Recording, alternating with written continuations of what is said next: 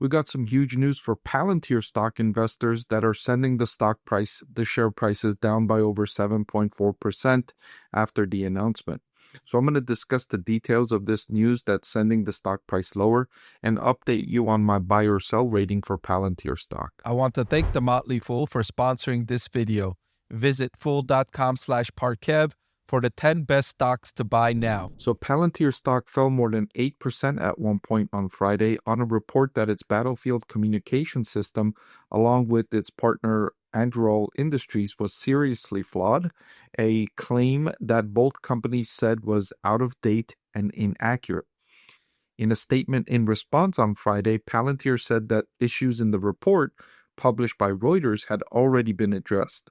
So they're not saying it wasn't true, they're saying that it was true, but they addressed the issue and fixed it. The report centered on a September Army memo expressing concerns over Anduril's prototype system, which stands for Next Generation Command and Control, which includes subcontractors Palantir and Microsoft. The Army has said that the problems with the system were mitigated immediately, Palantir said. So Palantir said that the Army said, adding that no vulnerabilities were found in the Palantir platform. So this is big news for Palantir, to be sure. Palantir is noted for having one of the best systems in the world, one of the best quality artificial intelligence systems. The proprietary information and decision-making intelligence that Palantir provides is well known for being best in class. The knock against Palantir has been the very high price tag for its services, which limits its growth opportunities. It only has a few hundred customers because it's so expensive to deploy Palantir services. So if there's a flaw in the system that makes it so that the system is not as effective as initially thought, that could really limit Palantir's opportunity because it's selling at such a high price point for its services. The stock price specifically, my intrinsic value per share for Palantir is $50 per share. The current market price is $173. So Palantir's share price, I've been saying for several months now, is considerably overvalued. And so the pullback here of 7.5% as I'm recording this video still doesn't put a dent in this significant overvaluation.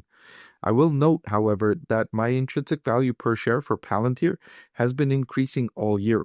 I think to begin the year, I had the intrinsic value per share calculated at around $30, and the developments for Palantir and how successful they've been this year, and the new contracts and the improvements in revenue and profitability and the expansion into commercial enterprise have all been great. The company's one of the better performing businesses, not just one of the better performing stocks in the market this year. So my intrinsic value per share has consistently moved upward as I get new information, incorporate that into the valuation, and typically the new information is a positive for the valuation this year. This year, typically the information that's come out has been very positive for Palantir. Still, the valuation is extremely rich.